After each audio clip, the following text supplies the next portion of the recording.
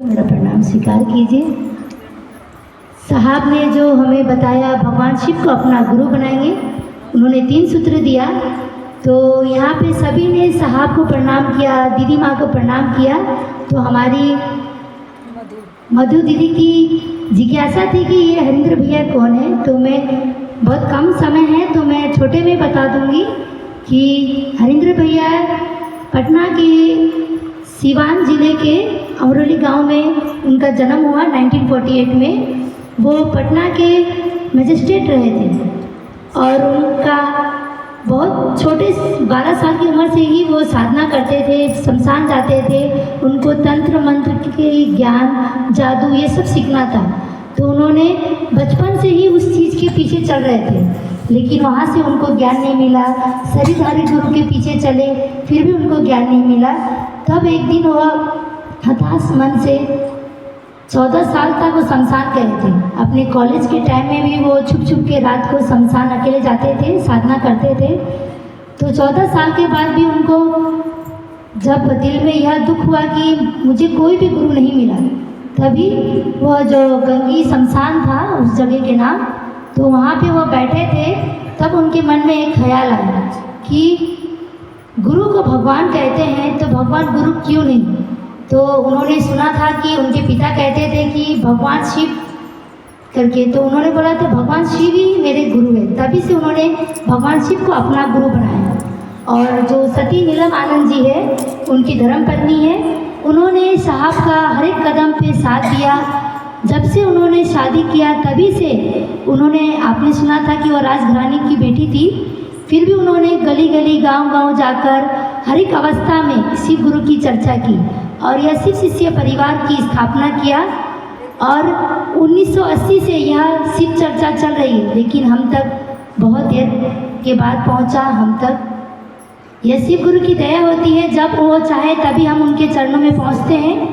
तो साहब दीदी के यह जो संकल्प है कि भगवान शिव को अपना गुरु बनाए, क्योंकि उन्होंने भी 8 साल तक शिव को अपना गुरु माना और दूसरों को बताया नहीं, क्योंकि कोई मानेंगे नहीं कि भगवान शिव गुरु है करके।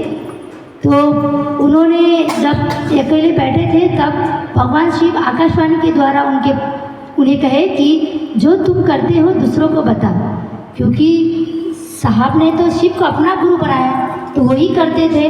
तो उन्होंने वही सब पर पहुंचाया और भगवान शिव ने उन्हें यह मंत्र दिया, नमः शिवाय। नमः शिवाय का जो मंत्र साहब को शिव गुरु के द्वारा ही मिला और उन्होंने यह 3 सूत्र बनाकर हम सब के पास पहुंचाया। और यह शिव शिष्य परिवार आज दुनिया में हर संसार के हर एक कोने में है।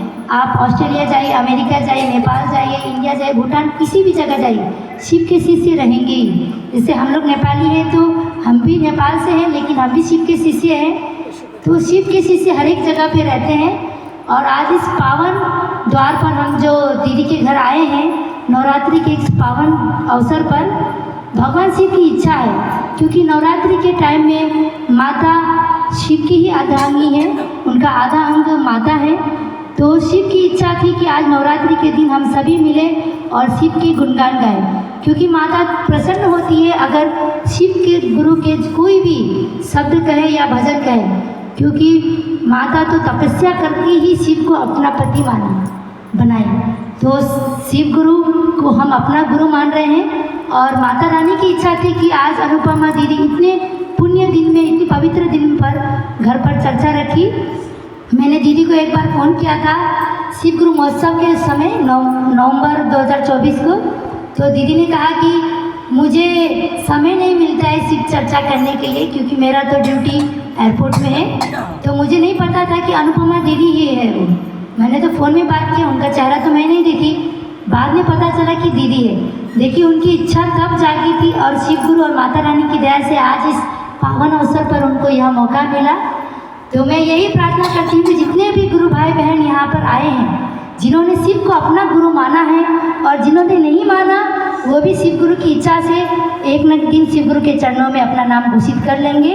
और माता रानी की दया से जितने भी लोग इस पवित्र घर पर उपस्थित हैं, सभी पर उनकी दया कृपा बनी रहे और साहब दीदी ऐसी ही आशीर्वाद दें कि हम हर एक घर पर जाकर अपने गुरु शिव की गुणगान करें और माता रानी का आशीर्वाद ऐसे ही बना रहे, क्योंकि माँ ही आशीर्वाद देती है, तभी हम गुरु का कार्य कर सकते हैं।